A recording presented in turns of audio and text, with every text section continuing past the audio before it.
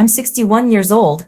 Most of my life, I believed love was something neat, predictable, something you plan for like retirement or Sunday dinners.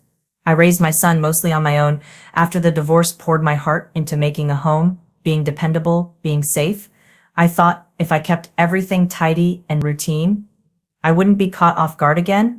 But life has this cruel sense of timing. It waits until you've exhaled, until your guard is down to show you something that shakes your foundation. I never thought something like this could happen to me. Please don't make the same mistake I did. It was a quiet Sunday morning. The kind where you don't rush anywhere and the sunlight pours through the lace curtains like a soft blanket. I just come out of the shower and wrapped myself in a pale blue robe, faded from years of washing. But still my favorite. The bathroom mirror was fogged up, so I used the edge of my palm to clear a little circle and caught a glimpse of myself. I looked tired, not just sleep deprived, but the kind of tired that settles into your eyes after years of being everything to everyone. I was patting my face dry when I heard a knock, not loud, gentle, almost hesitant. Mom, came his voice. My son's Jake. He wasn't supposed to be home yet. He texted me the night before, saying he might swing by to drop off my garden tools, but I figured he meant sometime in the afternoon, not 9:30 a.m. Just a minute. I called out, heart skipping for no reason. I tightened my robe and opened the door a crack. His face was there, grown, kind, that slight scruff on his chin, like his father used to have when he forgot to shave. Hey, he said, eyes scanning me quickly like he was checking if I was okay. You got a minute? I opened the door. All the way, of course. What's wrong? He shrugged, stepping back into the hallway. Nothing's wrong. I was in the neighborhood earlier than I thought and figured I'd bring the tools before I forgot again. But there was something in his eyes, not Ron, exactly, but different, focused, intense, in a way I hadn't seen since he was a teenager trying to explain why he crashed his bike or stayed out too late. I followed him down the hall in silence, damp hair clinging to the nape of my neck. He set the small crate of gardening tools on the kitchen table like it was something fragile. Then he just stood there, shifting on his feet. Jake, I said softly, what's going on? He didn't look at me, just rubbed his jaw. Exhaled, I had a dream last night about Dad that made my breath catch. Oh, I said, keeping my tone careful. It wasn't often he brought up his father. They'd reconciled a bit before his dad passed, but Jake never talked much about it. Yeah, it was weird. We were in the old house, and he was in the backyard. He looked younger than I ever remember. Him being Jake finally looked up, his eyes glassy, and he said something to me. He said, tell your mom the truth. I blinked. The truth about what? Jake sat down, elbows on the table, and stared at the wood grain like it held all the answers. I don't know, he whispered, but I woke up and felt like I needed to talk to you. I've been carrying this feeling I don't understand, and I thought maybe if I came over, if I saw you, it might make sense. I sat down across from him, my robe still damp at the collar, and reached out, placing my hand gently over his. Jake, you can tell me anything. He flinched, like even the kindness was too much. I don't even know how to start, he said, his voice cracking. It's not bad, Mom. I swear. But it's strange. It's made me question a lot. A silence settled between us, soft and weighted, the kind that makes the fridge hum louder and the tick of the clock feel like a drum. Then he looked up, really. Looked at me. When you were younger, he said slowly, before Dad. Did you ever feel like there was a version of you that never got to exist? Someone freer? Maybe someone who didn't always have to be the strong one? I felt something stir in my chest. A warmth, a sadness, all the time. I admitted. His eyes softened. I think that's what I saw in the dream. You, not the mom version, just you. I couldn't speak for a moment.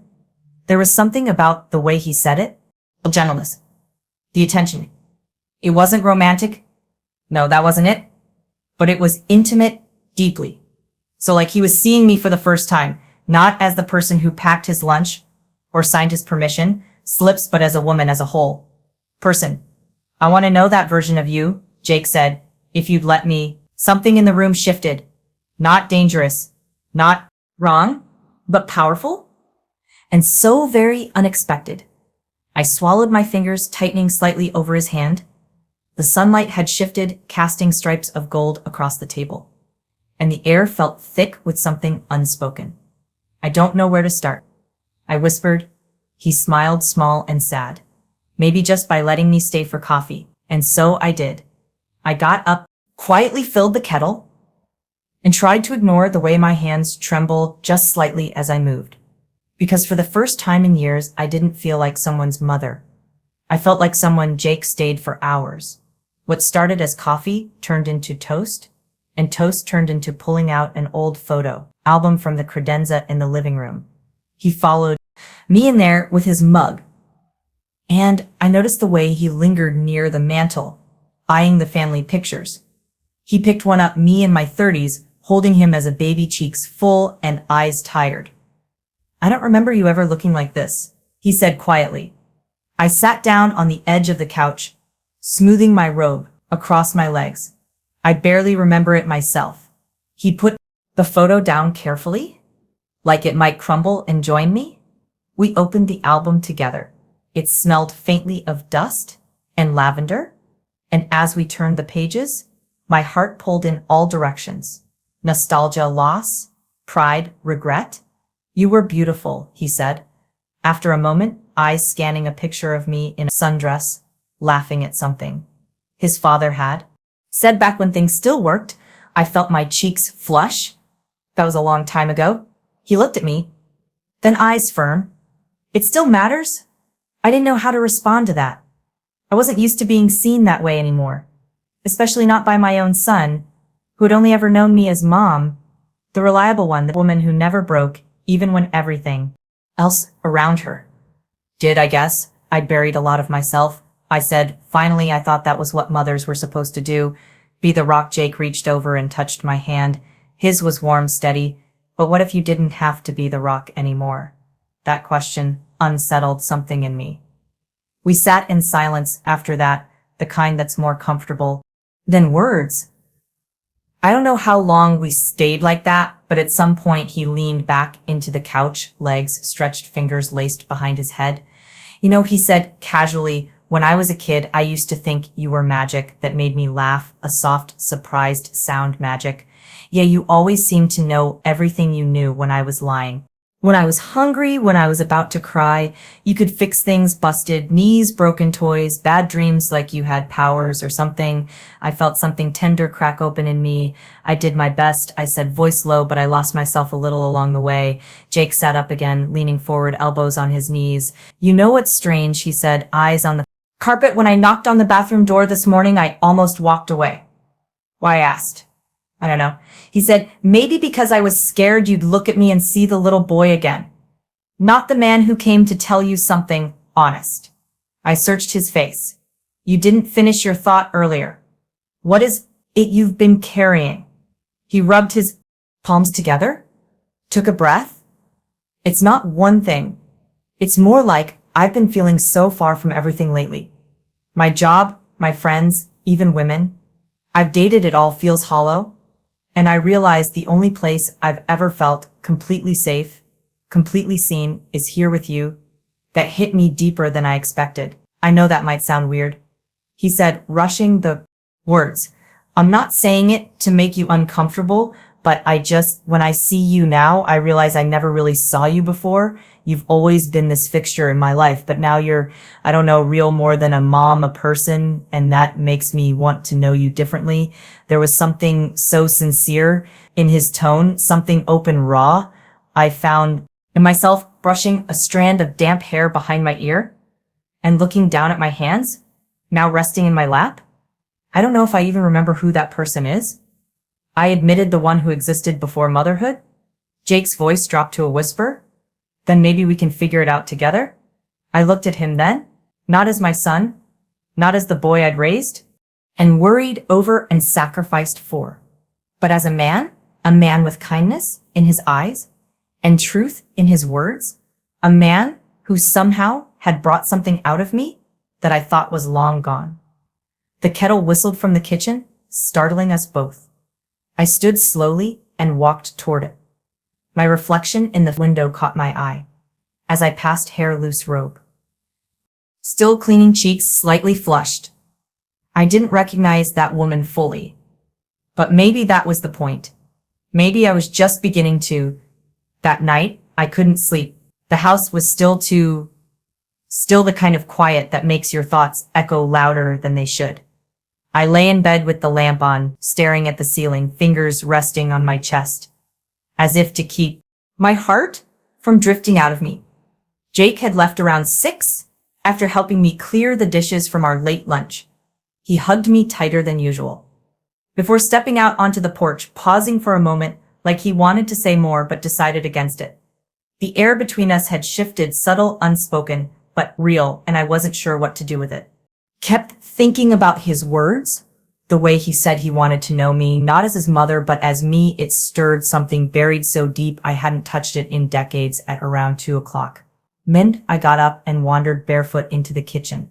I poured myself a glass of water and leaned against the counter, staring out into the darkness beyond the window.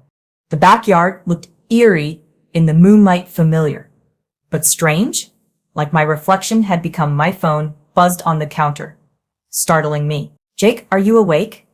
I stared at the screen, heart suddenly hammering in my chest. I don't know why. Maybe it was the timing. Maybe it was everything left unsaid. Yeah, couldn't sleep. His reply came almost immediately. "Jake, me neither. Can I come over?" I hesitated just for a second. Then doors unlocked. 10 minutes later, he was standing in my kitchen, his hoodie zipped, halfway up, hair tousled, like he'd been tossing in bed. "I didn't mean to bother you," he said, voice low, almost apologetic. I couldn't stop thinking. I motioned to the table. "Sit, talk," he did, folding his hands in front of him like he needed to keep them busy. I sat across from him again, the same way we had that morning, only now the world was asleep, and the hush around us made it all feel more vulnerable. "I know I'm crossing some kind of invisible line," he began. "I feel it. There's something about today that made everything inside ease me shift. It's like I've been walking through fog and today you cleared it." I swallowed hard. "You're not the only one who felt it." That caught him off guard. His eyes met mine and stayed there. "I've lived a very careful life," I continued, "after your father left. I built these walls around myself, routine, purpose, control. I told myself that was strength, that not needing anyone was safer." Jake nodded slowly. "I get that. I've done the same thing in my own way. But when I'm around you lately, I feel like I'm finally breathing." The words landed heavy, right in the center of me.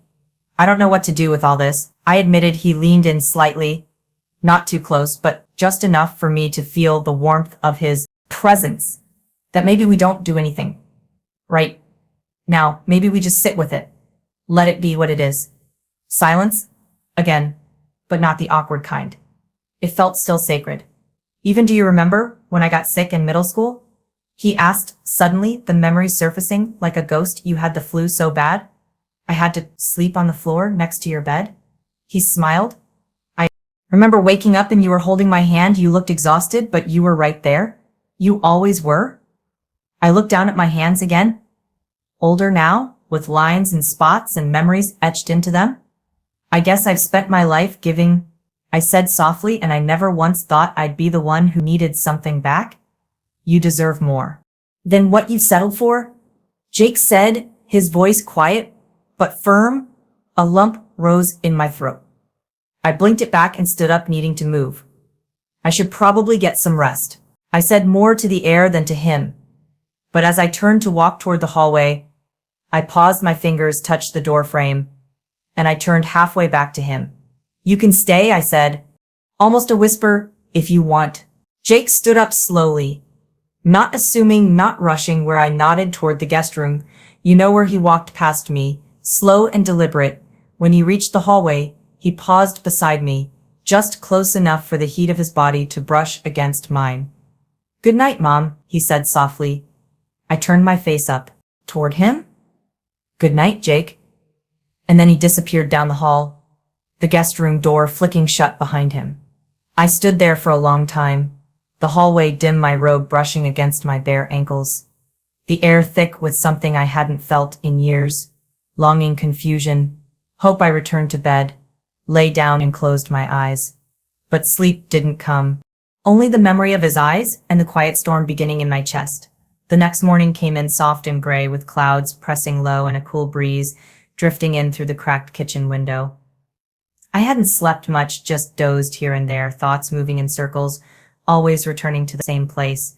When I stepped out of my bedroom, the guest room door was still closed. I made coffee, slowly, intentionally. My hands moved through the motions, but my mind was somewhere else, trapped in the things that had been said and the things that hadn't. By the time I poured my second cup, I heard the creak of a door. Jake stepped out into the hallway wearing the same hoodie, but his expression had softened. He looked rested, in a way I hadn't seen before. Maybe not from sleep, but from having finally let go of something heavy. He gave me a shy smile. Morning coffee's fresh. I said. He walked over, poured himself a cup, and stood across from me at the counter. For a long moment, neither of us spoke. The silence had changed. Again, now it was filled with questions. Finally, I broke it. Did you sleep? Okay. He nodded. Yeah, better than I expected. I sipped from my mug and studied his face. Jake, about everything we said yesterday. I'd been thinking, me too. He interrupted gently. And I think we need to talk. Really talk, with no fog, no fear. No pretending. I braced myself, heart tightening. Okay? He took a breath. I don't want to confuse you. I'm not here to shake up your life, just to make sense of mine. But yesterday and last night, it made me realize something. What's that? I've been searching for connection in all the wrong places. Dating women who felt like strangers, chasing approval from a father who's gone, but with you. I feel something honest, something rare, and it scares the hell out of me. His voice cracked a little at the end. I set my cup down and stepped closer. I know exactly what you mean, I said. But this, whatever it is between us, it's tender. It needs care. Not rushing, not labeling, just truth.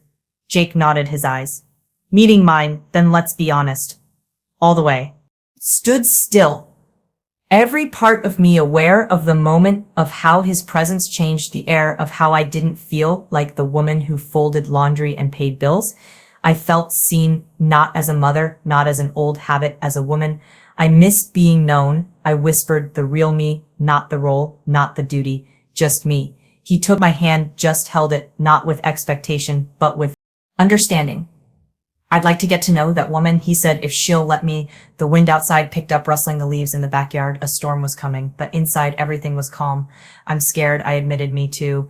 We stood in the kitchen morning light, painting faint silver across the tiles, holding something fragile between us.